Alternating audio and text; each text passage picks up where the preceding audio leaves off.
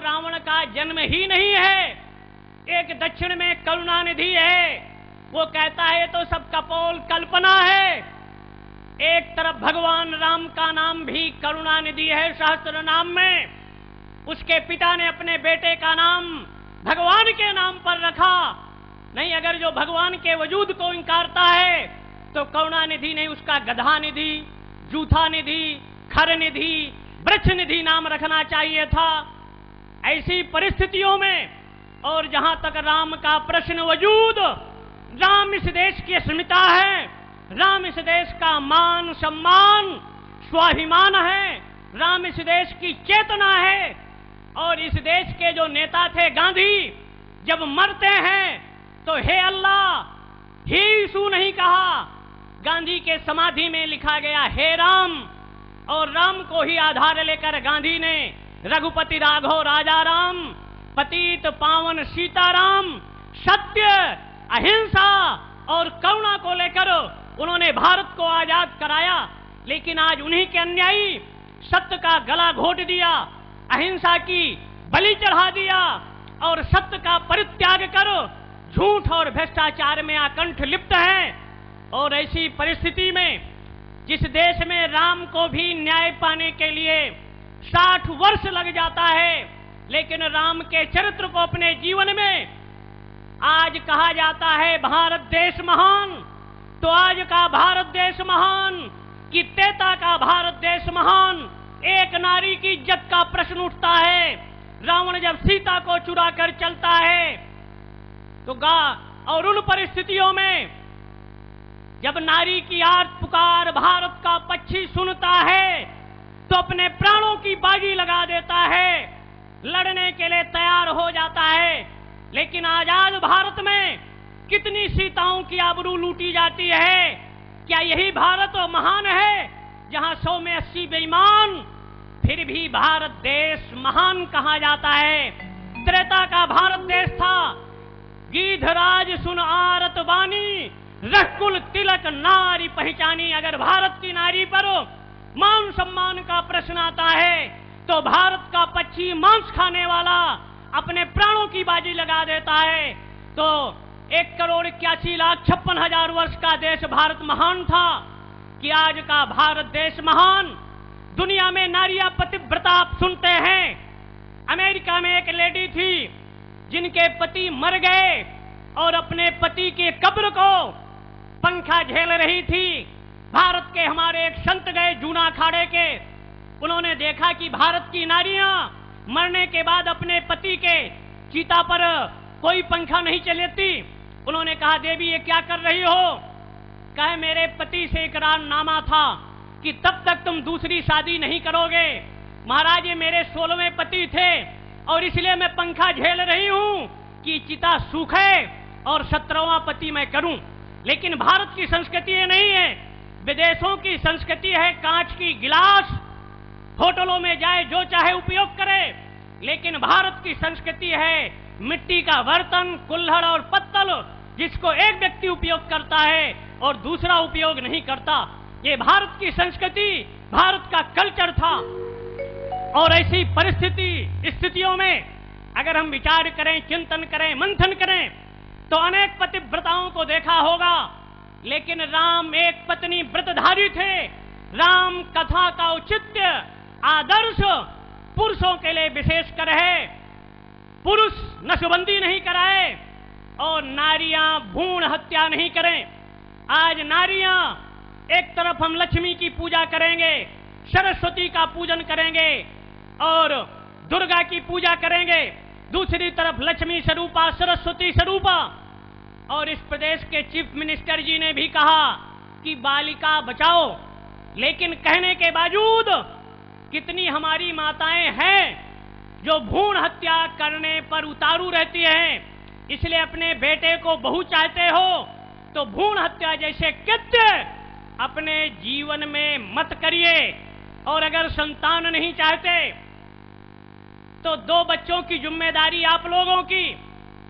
लेकिन हमारा सनातन संस्कृति कहता है अगर सगर को ले लें तो 60,000 औलाद, भगवान कृष्ण को ले लें तो 16,108 और अगर 2 बच्चों की स्थिति रही होती तो भरत जैसे भाई, शत्रुघ्न जैसे भ्राता जो तीसरी और चौथी औलाद थे, आज भारत में 376 IAS IPS, 992 डॉक्टरों, 800 इंजीनियरों और लगभग 500 नेता जो अपने पिता की 5वीं, चौथी और तीसरी औलादें हैं।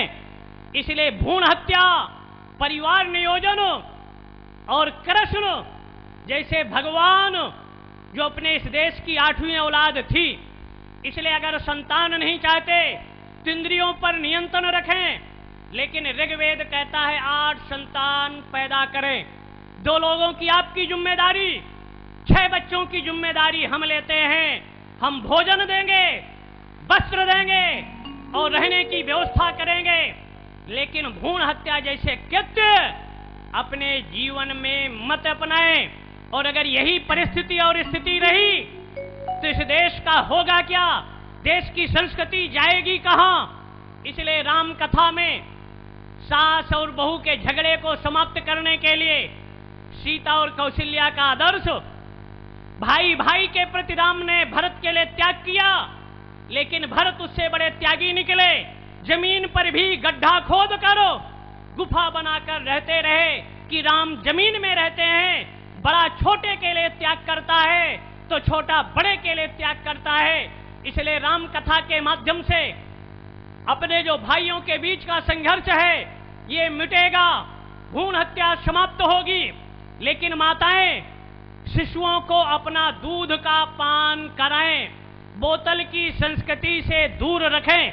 लेकिन आज देश में 60-70% माताएं अपने शिशुओं को बोतल का दूध पिलाती हैं और वैसी आदत पड़ती है कि जब बालक थोड़ा प्रौढ़ होता है तो अमेरिका में, यूरोप में, जर्मनी में, अफ्रीका में, चाइना में कोल्ड ड्रिंक के पेय पदार्थों पर प्राय प्रतिबंध है कॉलेजों में। लेकिन भारत में अगर माताएं बोतल पकड़ाई, लड़का जरा प्रौढ़ हुआ तो थम्स अप और कोल्ड ड्रिंक की बोतल आ जाती है। और जब जवान होता है तो सरकार आज जगह जगह शराब की दुकानें खुलवा दिया तो तीसरी बोतल शराब हो जाती है। और जब वृद्धावस्था की स्थिति आती है तो ग्लूकोज की बोतल से व्यक्ति के जीवन का राम नाम सत्य होता है। इसलिए आजीवन बोतल की जरूरत ना पड़े तो माताओं का कर्तव्य और दायित्व शुद्धोषि बुद्धोषि निरंजनोषि संसार माया परिवर्जतोषि संसार स्वप्नम तज मोह निद्रा मदालसा वाक्य मिमाच पुत्रम।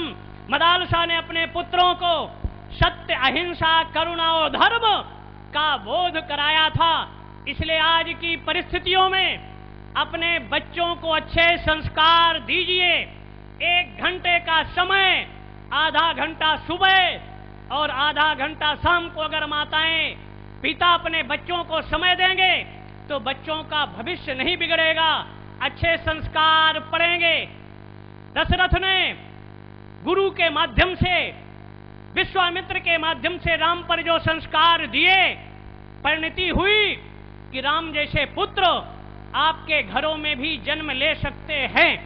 और राम राज्य का औचित्य तात्पर्य सब नर करहि परस्पर प्रीति चलहि स्वधर्म निरत श्रुत नीति।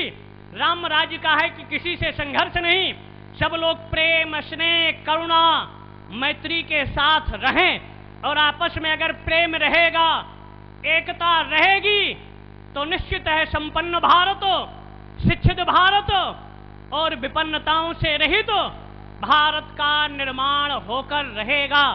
इसलिए भारतीय संस्कृति वसुधैव कुटुंबकम की संस्कृति है, सर्वे भवन्तु सुखिनः की संस्कृति है।